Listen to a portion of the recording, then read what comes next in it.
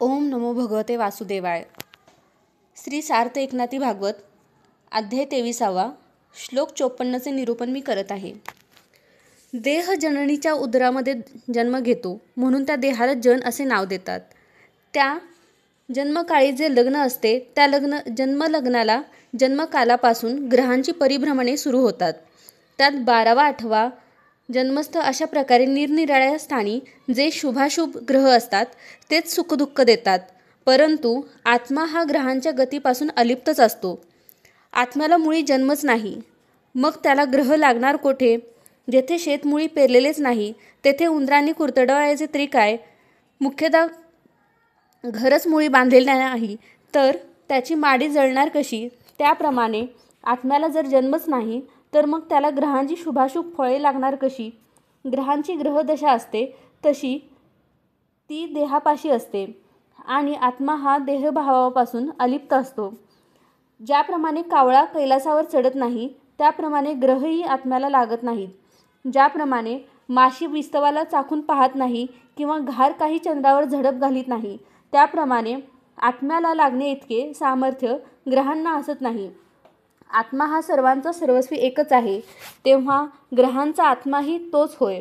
त्या आपल्याच आत्म्याला दुःख दिले असता ग्रहांनी मुद्दाम आपल्यालाच आपण पीडा करून घेतली असे होईल. देह हा जड, मूढ आणि अज्ञानी आहे. तो देह सुखदुःखांचे ज्ञान मुळीच जाणत नाही. आता आत्म्यालाच सुखदुःख देऊ लागतील तर ते ग्रह आपणच आपल्याला पीडा देतात असे होईल. आपणच आपल्याला कधीच दुःख प्राप्त करून देवत नाही, म्हणून आत्म्याला ग्रहांची पीडा कल्पांती सुद्धा बाधावायची नाही. ग्रहांमध्ये वैरभावना आहेच.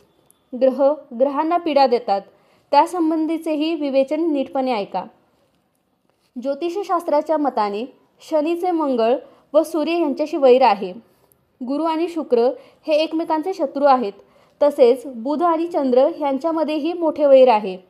ह्या ग्रहांमध्ये काही ग्रहांची गती शीघ्र असते तर कोणी मंद गतीने चालत असतात, कोणी अत्यंत जलद गतीने चालतात तर कोणी वक्र गतीने मागेच परत येत असतात आणि कोणी दुसऱ्या ग्रहाच्या मंडलाचा भेद करून एकत्र येत असतात. परस्पर वैरी असलेले ग्रह एका राशीत जमले ते एकाच नक्षत्र चरणात येऊन एकत्र राहू लागले तर त्यात राहू सूर्याचा ग्रास करतो आणि चंद्र सूर्याला लोपवून अमावस्या करीतो. अशा रीतीने ग्रह हेच ग्रहांना परस्पर स्वतः पीडा देतात. परंतु मी आत्मस्वरूपी असून त्यांच्याहून भिन्न आहे, तेव्हा मला त्यांचे सुखदुःख काय? खनाखन सर्व दागिने मोडले तरी सोने असते, ते स्वतः काही त्रास पावत नाहीत. त्याप्रमाणे ग्रह हेच ग्रहांना पीडा देऊ लागले तर त्यात मला आत्म्याला सुखदुःख कसले? रणांगणामध्ये युद्धाची हातघाई झाली असता भूमी काही घायाळ होत नाही, त्याप्रमाणे मी आत्मस्वरूपी असल्यामुळे ग्रहपीडेपासून अलिप्त असतो. रजस्वला स्त्री जमिनीवरून चालली म्हणून विटाळ पृथ्वीला बाधक होत नाही, त्याप्रमाणे ग्रहांनी ग्रहांना पीडा केली असताही मी सुखदुःखापासून अलिप्तच आहे. तात्पर्य, ग्रहांपासून जे काही सुखदुःख देहामध्ये उत्पन्न होते ते मला आत्म्याला कधीच लागत नाही.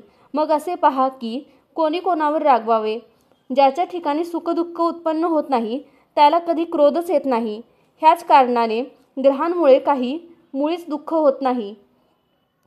सुखदुःख देणारे आपले कर्मच आहे असे म्हटले असता लोकांना भ्रम पडतो, पण वस्तुतः आत्मा हा केवळ निष्कर्म आहे. त्याला जड कर्म बाधणार कसे?